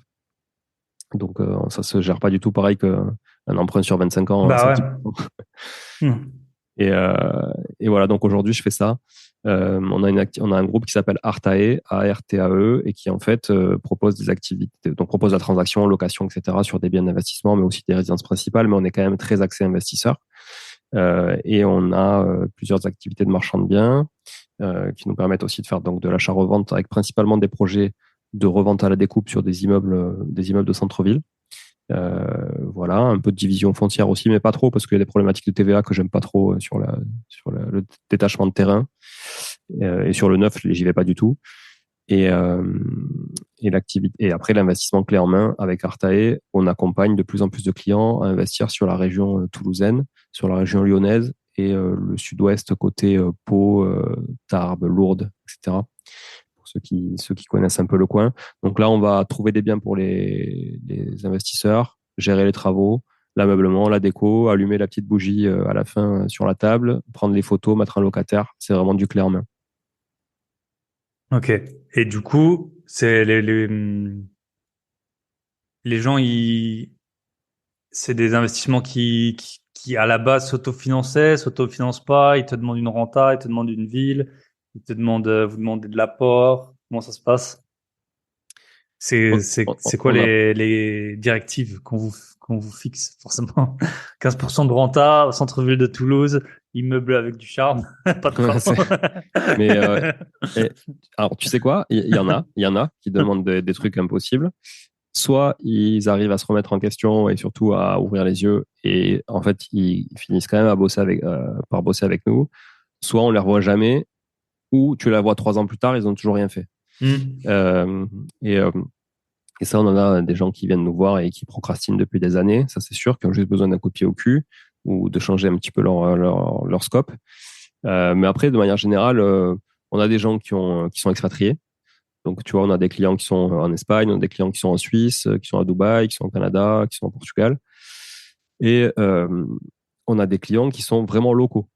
Moi, j'ai des clients, ils habitent à 100 mètres de chez moi à vol d'oiseau. Hmm. Et donc, ils peuvent faire la même chose, mais ils ont soit pas le temps, soit pas les compétences, soit juste besoin d'être rassurés pour un premier investissement ou deux, trois premiers investissements. Et après, on a des clients qui ont de l'apport à mettre, on a des clients qui ont beaucoup moins d'apport. Et en fait, on s'adapte surtout à l'objectif, à l'horizon d'investissement de chaque client. C'est ça qui compte. C'est qu'on est capable de trouver des immeubles de rapport qui crachent 12-13% de rendement brut. comme du truc hyper patrimonial où tu vas être à 3,5 net à la fin en faisant 300 euros d'effort d'épargne par mois. Mais ça, c'est pas un mauvais investissement. Non, bah non. Ça correspond à une cible Souvent. d'investisseur qui a Et il y un a objectif des différent, étapes différentes de vie, voilà, c'est ça. bien sûr. Moi-même, j'ai commencé par du patrimonial, je suis allé sur des investissements avec un peu plus de cash flow. Aujourd'hui, j'ai consolidé les deux, ça s'équilibre extrêmement bien. Mais maintenant, par exemple, on en parlait dans le podcast qu'on a fait ensemble sur Money Tree, mais tu vois, j'ai envie d'avoir que des biens typiques, que des trucs sexy ou dans lesquels j'ai envie d'aller, qui me plaisent, ou tu vois, où t'as le coup de cœur, quoi. Voilà. Et c'est des biens où forcément, souvent, t'as pas le meilleur rendement parce que tu vas avoir le seul bien qui a la terrasse dans la ville et la terrasse, ça se paye. Mais ça se loue pas. Enfin, ça se paye, mais ça se Ouais, loue. ça se loue pas plus cher. Ouais, c'est Par comme contre, ça se loue tout de suite. les piscines, les maisons avec piscine ou les trucs comme ça. Enfin, voilà, ça peut faire dire oui ou non, mais ça va pas te changer. Tu C'est peux pas ça. louer 300, 400 euros de plus une maison parce qu'elle a une piscine, alors que c'est le coût que Ouais. c'est le coût que ça vaut, quoi. Par contre, à la revente, tu la retrouves. La piscine, tu la retrouves et Ouais, la c'est terrasse, ça. tu la retrouves. Ouais. Voilà. Mais Ça, on peut pas te l'enlever en plus, quoi. C'est sûr que ouais. le bien, il peut être daté, il peut être tout ce que tu veux, mais la terrasse, si elle est là, elle est là. Et puis, Et il y a deux biens équivalents. Celui qui a la terrasse, même s'il est plus cher, il se vendra toujours plus vite. Enfin, tu vois, parce qu'il y a ce truc un peu cet effet de rareté. En fait, c'est juste les basiques d'un marché. Hein. Là, c'est la rareté qui fait le prix, quoi. Donc, voilà, je suis plus effectivement là-dessus aujourd'hui, quoi. Ouais, intéressant. Donc, mais c'est des stratégies, ça dépend surtout de l'argent que tu as, de ta situation, du temps que tu as, de ton. Pourquoi les gens ils veulent du cash flow? Parce qu'ils n'ont pas de cash, hein, faut dire ce qui est. Si t'avais 500 000 euros, Mm, tu n'irais pas dans les villes qui sont connues pour faire du cash flow, quoi. Tu achèterais des trucs. Et après, souvent, enfin, en tout cas, l'histoire des 10 dernières années, peut-être que ça va changer, a montré qu'acheter dans les villes où il n'y avait pas de renta, c'était peut-être le plus rentable sur le cycle complet, achat, location, revente, quoi. bien sûr. Bah, c'est la différence que je fais. J'avais fait une capsule là-dessus sur le podcast. La différence entre le rendement et la rentabilité, quoi. Le rendement, c'est une vision court terme et la rentabilité, c'est une vision long terme à une échéance donnée. Et c'est comme ça que tu calcules l'investissement. En fait, c'est à la fin du bal qu'on paye les musiciens. Ben, l'investissement, c'est exactement pareil. Ouais, C'est à la fin que tu sais vraiment si ça a été rentable ou pas. ouais, C'est pas la première année que ouais, tu le c'est ça. détiens, tu vois. Donc, Tu peux faire du cash flow tous les mois et puis tu revends en perte. En fait, t'as bah, pas gagné d'argent, quoi. Et inversement, tu peux faire une méga plus-value sur un truc où tu avais 5% de renta. ouais, clairement, clairement. Donc, voilà, on accompagne des clients à faire, à se créer du patrimoine. Écoute, voilà, l'activité marche plutôt bien. Au final, je regrette absolument pas d'avoir quitté, tu vois, pour reprendre le sujet de tout à l'heure. Safety, c'est fini. Voilà, Safety, c'est fini. Bah, c'était une opportunité. C'était vraiment une opportunité pour moi voilà, de mettre un coup de pied au cul et de me remettre dans le bain de l'entrepreneuriat malgré quand même quelques échecs aussi. Voilà, tu l'auras compris. Mais C'est intéressant de voir, voilà, tu as eu vraiment un peu toutes les phases. Tu as eu des activités qui ont bien fonctionné, certaines qui ont fonctionné puis moins, des reventes, voilà, c'est le magasin de vélo. C'est ça aussi, là. Faut pas, enfin, je pense que c'est bien de mettre les gens au courant de tout ce qui est, un peu tous les scénarios. Puis on voit que c'était pas des grosses erreurs que tu as pu faire ou pas. Et puis en fait, voilà, ça a mené à des résultats différents. mm. Donc, faut jamais Après, oublier ça, quoi. Hein, ouais, puis il faut tenter en fait. Je pense que quand Hmm. tu veux te lancer là-dedans, il faut faire preuve d'abnégation et de ne jamais, tu vois, baisser les bras, lâcher l'affaire si tu veux réussir un jour. Voilà, c'est sûr. Hmm. C'est comme les sportifs de haut niveau, tu vois. J'étais, enfin, je sais pas, je prends un exemple à la con, mais tu vois, ce week-end, j'étais dans un skatepark où il y avait beaucoup, beaucoup de skaters et les mecs, bah, dans un bol, ils essayaient, ils se cassaient la gueule, ils se cassaient la gueule, ils se cassaient la Hmm. gueule. Et ils faisaient ça, mais toute la journée. Le lendemain, je Hmm. suis revenu, il y avait les mêmes personnes. Il y avait Ouais, les c'est mêmes ça. personnes. Et toute la journée, ils essayaient, ils se cassaient la gueule, 99% de la journée. Voilà. Hmm. Et en fait, c'est ça la vie d'un entrepreneur, tu vois, c'est de se casser la gueule, de se casser la gueule. Et en fait, celui qui se relèvera le plus de fois et qui aura appris à se relever à chaque fois mieux parce qu'il aura appris de ses erreurs, c'est lui qui fera la Hmm. différence. Tu vois. C'est ça. Ouais. C'est ça qui change avec la vie de salarié, je pense, tu vois, où la prise de risque est beaucoup plus faible parce que l'erreur est peut-être plus punitive souvent. Enfin, elle peut dire que tu te fais virer tout simplement, quoi. Ou alors que tu es bloqué à un échelon et tu bougeras jamais. Alors que enfin, moi, je me rappelle dans mon premier boulot, on bossait énormément. j'avais ma collègue d'à côté, elle bossait comme une folle. Elle avait une toux de stress, en fait. C'était un truc, je savais même pas que ça existait. Et puis un jour, elle a pété un plomb contre une senior manager, là. Et c'était justifié, tu vois. Mais en fait, ça l'a grillé pour des années, quoi. Alors que, dans un vrai, non, si elle avait été entrepreneur, peut-être qu'elle aurait perdu un client sur 20, tu vois. Et puis elle aurait continué comme ça. Et puis là, ça l'avait grillé directement. Donc ça, je pense que c'est une bonne Et parfois, différence. quand tu es salarié, si justement ton manager il n'est pas très bon, il va souvent te laisser faire les mêmes erreurs, tu vois. Hmm. Parce que même lui, en fait, au final, il sera pas trop puni pour ce qu'il a mal fait, ou tu vois. Et des fois, Hmm. il y a aussi voilà, des gens qui n'apprennent pas du tout et jamais de toute leur vie, tu vois, aux professionnels de leurs erreurs qu'ils ont faites, quoi. Hmm. Jamais, jamais, jamais, jamais. Donc, alors que quand tu es entrepreneur, tu le payes cash. Tu le payes cash. C'est ton pognon, c'est ton client, c'est ton image, ta notoriété, Hmm. et tu le payes direct. Ouais, c'est ça. Quand tu es investisseur IMO, que tu prends un mauvais profil de locataire, normalement, tu retiens bien la leçon, quoi. Et, Carrément, carrément.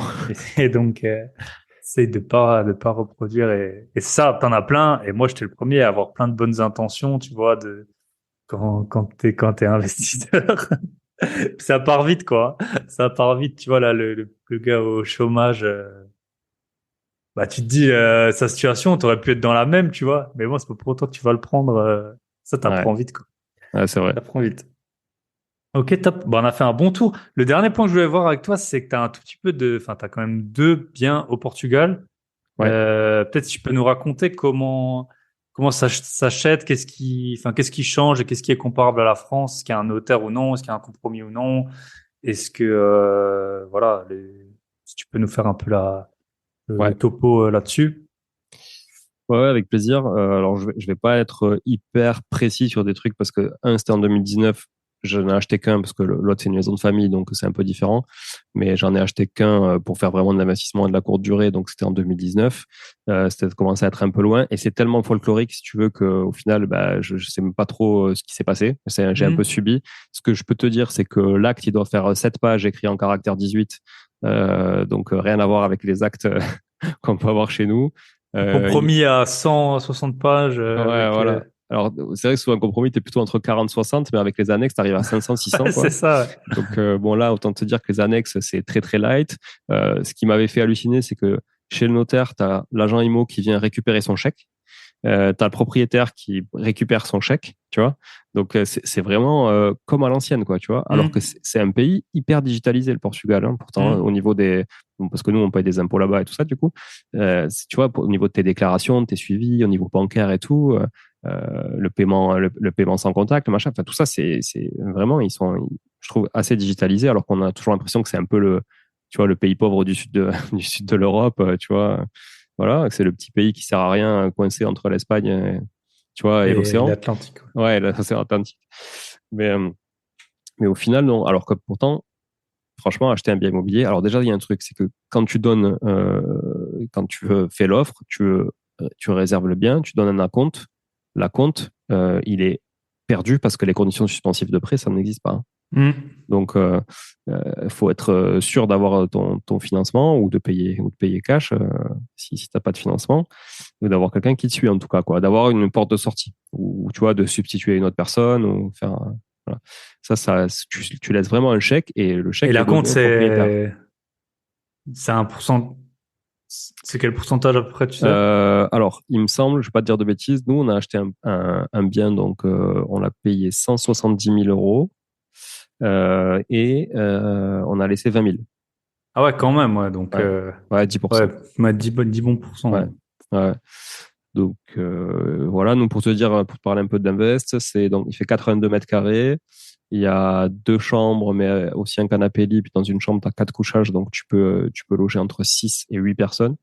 Il y a un balcon, vue sur l'océan, 300 mètres des plages, dans une résidence avec une énorme piscine qui est entretenue par un hôtel qui a la moitié de la résidence, en fait. La moitié de la Ok. résidence, c'est un hôtel. Donc lui, il prend en charge tout l'entretien. Donc on a que 250 euros de charge de copro par an, tu vois.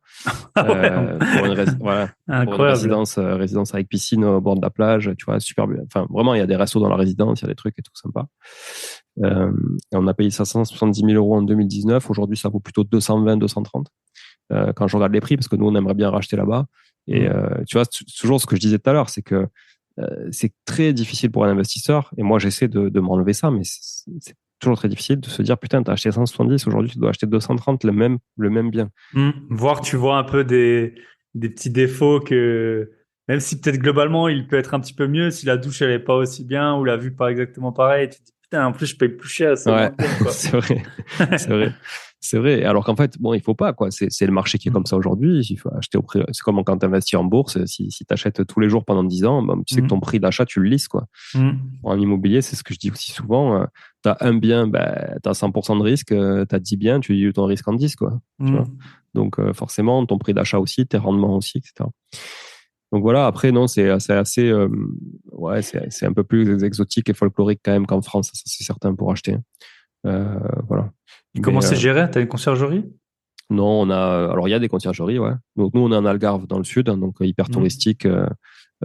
Voilà, beaucoup d'anglais, beaucoup d'allemands. Il y avait beaucoup de Russes aussi à une époque. Il y en a un peu moins, mais Les avions, ils arrivent plus. voilà.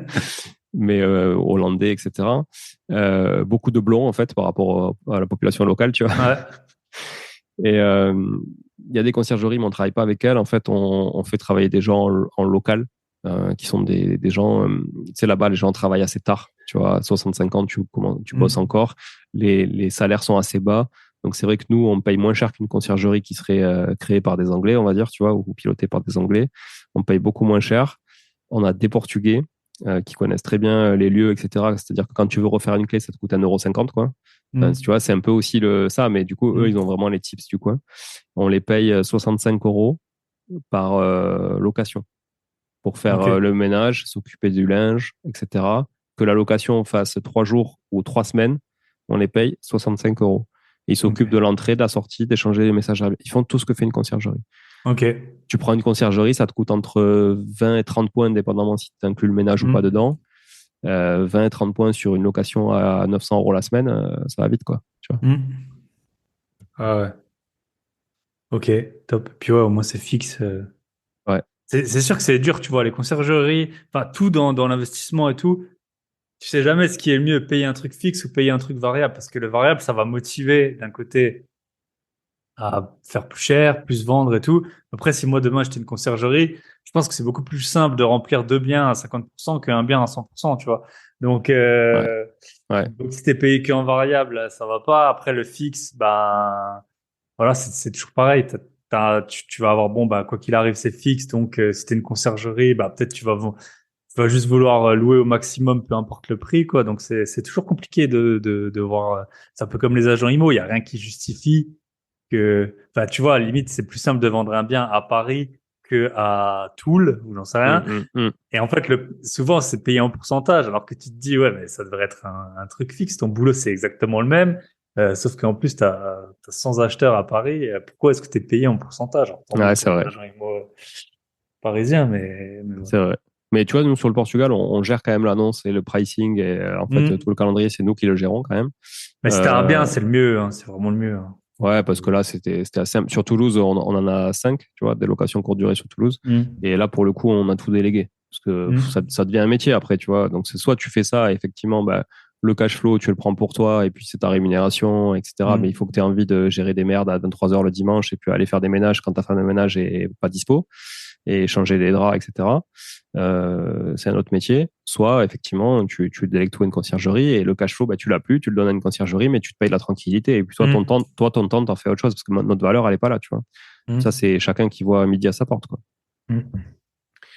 Et sur le Portugal, donc avec Artae, sur l'investissement clé en main, on va commencer à développer justement une offre pour le Portugal, parce que maintenant, on a le réseau sur place, on a la connaissance du marché, on a le recul nécessaire. Ça fait 4 ans qu'on exploite. On a le recul nécessaire. Aussi sur les saisonnalités, on a passé le Covid, on a vu l'avant, on a vu l'après. Tu vois, on a quand même une bonne vision du Hmm. marché, donc on est capable aujourd'hui quand même d'aller délivrer un service. On a quand même un bon réseau sur place parce que on a la maison, donc on y va quand même souvent. Tu vois, on a une petite équipe. Enfin, franchement, on est plutôt bien vu là-bas. Et donc, je fais un appel à tous les auditeurs de Vibe Super Patron. communauté. Je cherche un cobaye qui serait prêt, du coup, à nous faire confiance pour un premier accompagnement en investissement dans le sud du Portugal. Voilà. Ok. Donc, si ça intéresse quelqu'un, L'appel est lancé. c'est ça. On fera une belle remise sur les honoraires d'accompagnement. Voilà, une belle remise. Et Julien me fera un virement de 5 000 Voilà. euros Revolut instantané. Hors taxe, hors taxe. Hors taxe, bien entendu. Ouais. Ok, top. Bah écoute, je pense qu'on a fait un bon petit tour. Si on veut te contacter, Instagram, je suis assez actif, je partage tout mon quotidien sur Insta. C'est Julien Calamotte, tout attaché. Donc Calamotte, bah, vous le voyez sur la vignette de l'épisode si Thibaut n'a pas fait de faute, mais c'est Calamote. Il y en a qui mettent souvent 2T. Donc voilà, Julien Calamotte, tout attaché sur Instagram. Julien Calamotte en 2 mots sur LinkedIn aussi. J'essaie d'être un peu actif sur LinkedIn. J'ai une plus grosse communauté d'ailleurs sur LinkedIn que sur Instagram. C'est de mes années salariat. Voilà. Mais j'étais plus actif quand j'étais salarié pour le coup. C'est con, hein, parce que ouais, t'as l'impression que c'est un truc. LinkedIn, c'est un bon réseau pour. Enfin, moi, je suis pas très peu dessus, mais c'est vrai que tu peux mettre des liens, tu peux écrire plus que sur Insta. T'as l'algo, j'ai l'impression qu'il, voilà, il est plus dans la découvrabilité et tout. Ouais. Et aussi avec des gens, voilà, qui sont pas là que pour chercher des fit girls ou des gens qui mangent, qui mangent des gros gâteaux, des trucs comme ça. Ouais, c'est vrai. Et après, on organise aussi avec le groupe Artaï, on organise des événements sur la région toulousaine, des séminaires. Ok. Donc voilà, le prochain, c'est le 24 juin. 24 juin à Toulouse. Donc voilà, ça aussi, vous pouvez aller voir plus d'infos sur le site investiratoulouse.com et on va organiser un premier à la rentrée aussi à Lyon. Et en fait, partout où on s'implante, on va organiser des séminaires pour voilà, faire vivre un petit peu le monde de l'investissement immobilier en local parce que on en a organisé déjà 3 sur Toulouse et ça prend super bien, les gens sont contents, tu vois. On essaie toujours de faire du qualitatif et ça fonctionne, donc on continue. Voilà. Top. Et on sent l'expérience SEO investiratoulouse.com. Ouais. C'est pas tombé du ciel, ça. C'est ça, c'est ça. Ça fait quelques années en plus que je l'ai ce site, donc tu vois, je pense qu'il est bien, il rank bien comme on dit. Ouais. Yes. Bah top. Bah je te remercie Julien. Je te souhaite tout le meilleur dans tes nouvelles activités. Ouais, merci à très bientôt. Merci Thibaut. Ciao, ciao, à bientôt. Bye bye. Ciao. Et voilà, on arrive au terme de cet épisode. Merci à tous. Je vous l'ai pas dit en intro. Bah oui, l'intro ne peut pas durer non plus 1 heure. Pour les épisodes avec ma petite fourmi, c'est un des épisodes qui a le mieux cartonné, si ce n'est celui qui a le mieux cartonné. Donc merci à vous. Et je vais pas vous demander de commenter, liker, partager. Vous le savez, on le veut tous. Mais je sais qu'on a plein d'autres choses à faire plus intéressantes. Mais par contre, la semaine prochaine, très probablement, parce que l'épisode il est pas encore enregistré, mais je vous le dis d'avance, on va avoir l'épisode que j'attendais le plus en termes de, j'allais dire follow-up, le vieil anglicisme, en termes de suivi d'invités. Donc ce sera pour la deuxième fois qu'on a cet invité et on aura quelqu'un que j'ai suivi depuis 1 an et demi maintenant, depuis qu'il est passé sur le podcast. Son histoire vraiment, elle m'avait touché et je pense qu'elle avait touché énormément de monde. On va avoir normalement Celestino qui était surendetté et qui a fait son dernier versement là par rapport à ses dettes. Il avait plus de entre 50 et 60 000 euros de dettes et de dettes pas de dettes immobilières, de dettes de crédit conso et tout ça. Et il a réussi à s'en sortir. Chaque mois, il nous faisait un bon suivi. Voilà, j'ai essayé de le soutenir comme j'ai pu. Et puis visiblement, il y a eu pas mal de gens, notamment qui étaient arrivés du podcast, qui l'ont soutenu. Donc bravo à toi Celestino et j'espère vraiment bien que on va pouvoir enregistrer. Voilà, notre podcast il est prévu, l'enregistrement il est prévu, mais on n'est jamais à l'abri des aléas de la vie. En tout cas, normalement, vous aurez l'épisode avec Celestino. Comment rembourser 60 000 euros de dette quand on est surendetté. Je vous souhaite une très bonne semaine. Pensez à liker, commenter, partager quand même. Et à très bientôt. Bye bye.